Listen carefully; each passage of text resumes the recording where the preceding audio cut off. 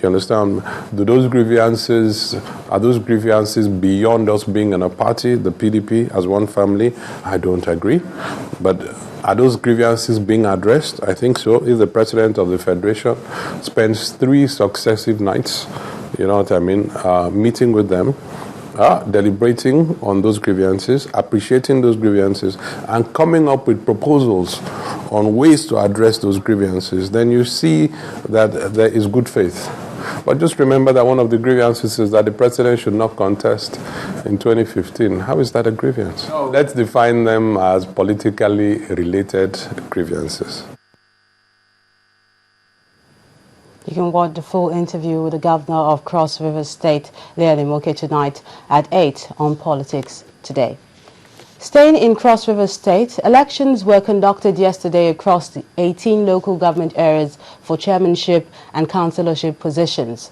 The poll started late in most parts of the state as most electoral officers didn't arrive early, but most polling units visited by our crew showed few but peaceful voters.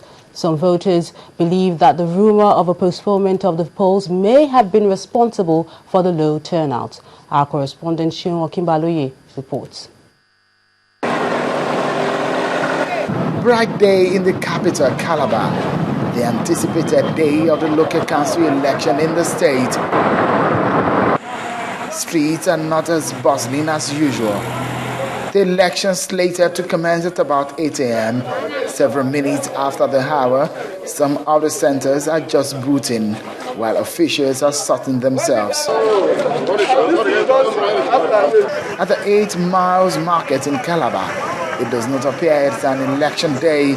Residents are off to quick shopping, while traders take advantage too. At the selfish, I'll go the election time never reach. Some of the polling centers lack patronage, as low turnout characterizes the election across the state. At some polling units, the officials had a restful day. There was some speculation that the election will not hold, but it was because of misinformation, or let me say ignorance. It is an election that is trailed by several controversies. In the end, it did hold, but for a grassroots election as this, the objective is that the people's interest will be paramount on the minds of whosoever emerges winner. From Calabar, I'm Shion Okimbaloye, reporting for Channels Television News. Meanwhile, political parties in Nasarawa State are bracing up for the forthcoming local government elections. The State Independent Electoral Commission has set December the 14th for the poll. The chairman of the state electoral body, Abdullahi Modibo, told journalists that the commission is set to conduct the elections after an out-of-court settlement was reached with the ousted elected council officers. And the National Council on Privatization has ratified the sale of 10 power distribution companies, including the Enugu Disco, for which the reserve bidder is challenging the sale in court. The preferred bidder, Interstate Consortium, had reportedly failed to meet the payment deadline, but still secured the deal, a development the reserve bidder, Eastern Electric, is kicking against. State House correspondent Chukwuma Onekusi reports. Vice President Namade Sambo presiding over the meeting of the National Council on Privatization. Chairman of the Council's Technical Subcommittee on the sale process, Mr. Atedo Peterside, who confirmed the eventual sales, however declined to give details of how the issue was resolved because it's now before the courts. If indeed he has gone to court, which I'm told he has, then the matter is sub judice.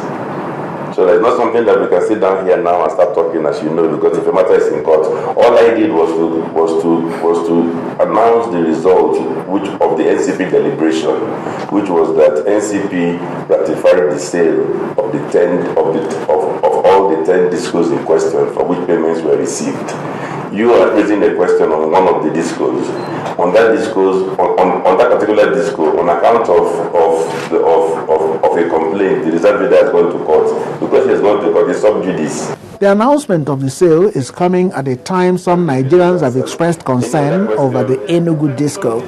Mr. Osita Okechukwu, in a press conference, gave the Bureau for Public Enterprises an ultimatum to furnish Nigerian public on the sale in line with the Freedom of Information Act or face legal action. One is at a loss how a company that failed woefully to pass the initial assessment litmus test of consistency test, got negative net present value, and to worsen matters, failed to pay up before the deadline of August 21st, 2013, could be handed over the lifeline of enterprising and hardworking Nigerians. Meanwhile, the bulk of the proceeds from the sales is said to be used for the payment of severance entitlements to about 49,000 workers of the Power Holding Company of Nigeria, PHCN, original owners of the discos and genkels. According to the National Council on Privatization, all payments are scheduled to be completed by September 27, while the formal handover of the companies to the new owners will be done in October. Chukuma Onrekusi, Channels Television News.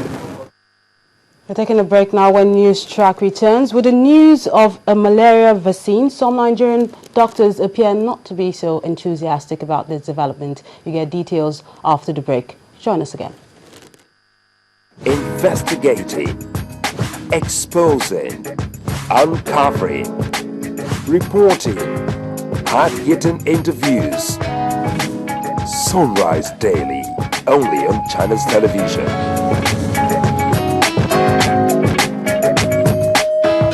Every day you invite us to your home. Now we invite you to our homepage.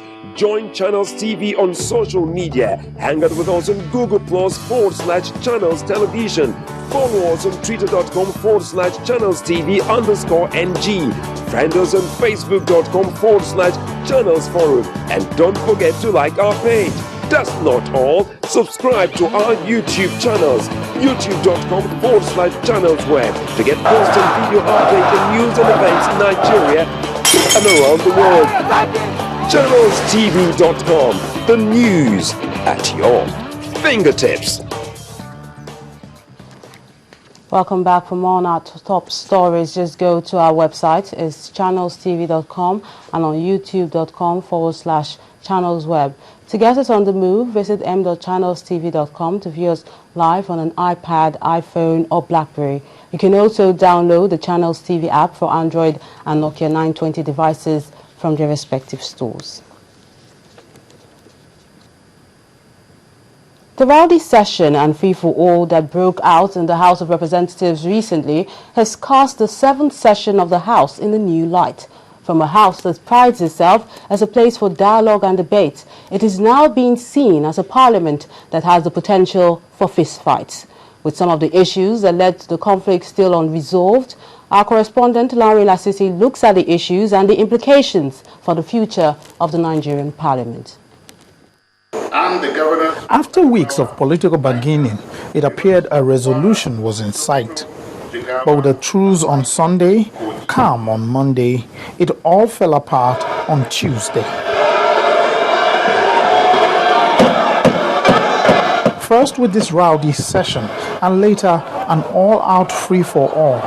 Definitely, the NWC regrets the show of shame that happened at National Assembly. We cannot encourage it. We do not approve of such.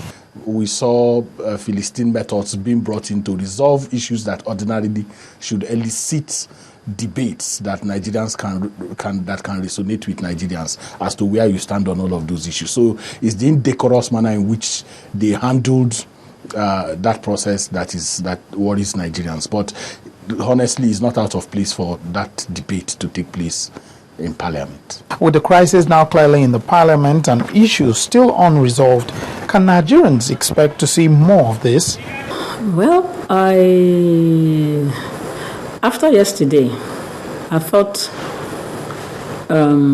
we may be able to resolve some issues, but from what I saw in the House today, I can see the tension. And fine, if that is the way we want to run the House, or if that is the way people want to take it, so be it.